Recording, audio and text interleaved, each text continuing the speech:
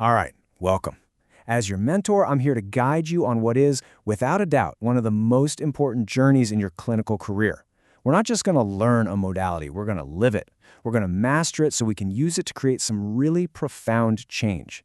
This is your path to becoming a truly skilled cognitive behavioral therapist. But before we really dive in, I want you to sit with this question for a second. I mean, really think about it, because this is the absolute core of what it means to be an effective CBT practitioner. How can you authentically ask a client to do the incredibly hard work of confronting their deepest beliefs if you haven't been willing to do that work yourself? And this quote says it all. This is the foundational principle of your entire training. Your journey to mastery, it doesn't begin with a client. It begins with you. And let me be clear, this isn't just a helpful tip. It's a non-negotiable step.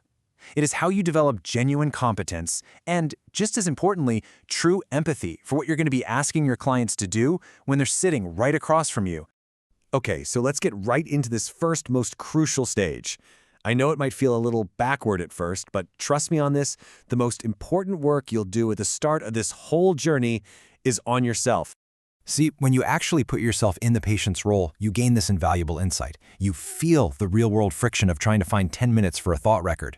You feel that psychological resistance to questioning a belief you've held forever.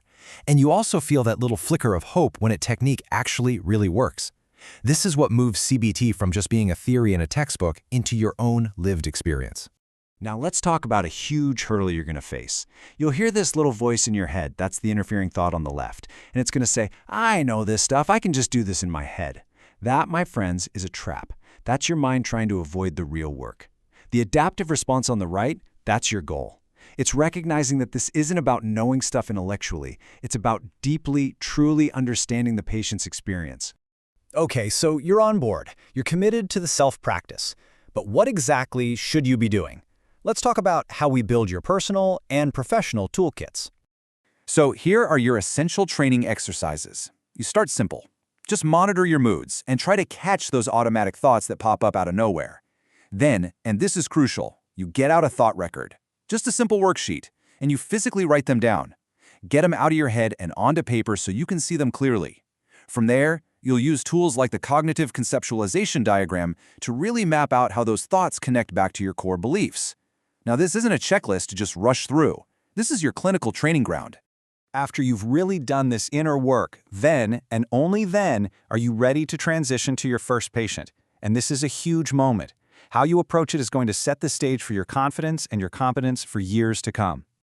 Now listen, the key here is to set yourself up for a win. Your first case should be, well, straightforward. This is about building your confidence. So you're looking for a client who's dealing with something like depression or a specific life adjustment, but without the complexities of, say, a personality disorder. This lets you really focus on applying the core CBT model correctly and building a super strong foundation. And remember this, your first case, that's just the starting line. True mastery is a continuous, lifelong pursuit. Competence isn't some destination you arrive at. It's a commitment you make every single day for your entire career. So what does that lifelong learning actually look like? To get better, you have to evaluate your work. You just can't rely on a gut feeling of, oh, that session went pretty well. You need something objective. A tool like the Cognitive Therapy Rating Scale is, frankly, indispensable. It helps you measure, really measure, how well you're structuring sessions and applying techniques. This kind of structured feedback is what fuels real, measurable growth. And this really shows you the whole ecosystem of support that's out there to help you grow. I can't stress this enough. Get consent to record your sessions. You need to review your actual work, not just your memory of it. Actively seek supervision. You need those outside eyes. Read what your patients are reading. It'll make your recommendations so much better. Watch master clinicians at work. Join professional organizations. In short, be a lifelong student of your craft. Okay, so we've talked a lot about the how. Now let's look at the why.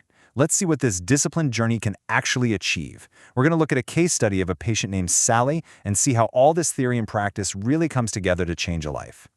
So, this is Sally. She's 18, a college freshman, and she came to therapy because she was completely overwhelmed by the academic and social challenges of her first year. You know, being away from home, struggling with the coursework, these are common stressors, but for her, they were triggering something much, much deeper.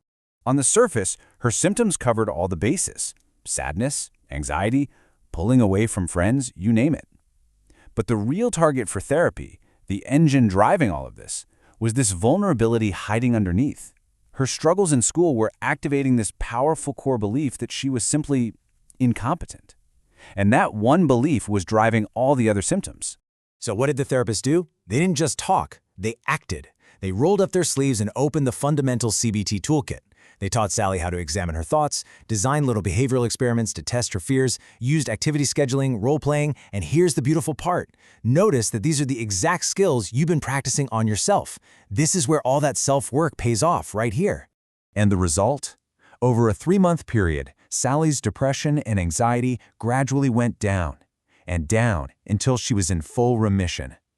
This right here is the why. This is the result of a therapist who has mastered their craft, who started with themselves, and who applied the model with care and precision. This is the profound impact that you can have. So I'll leave you with this. Let's bring it all back to you, right now.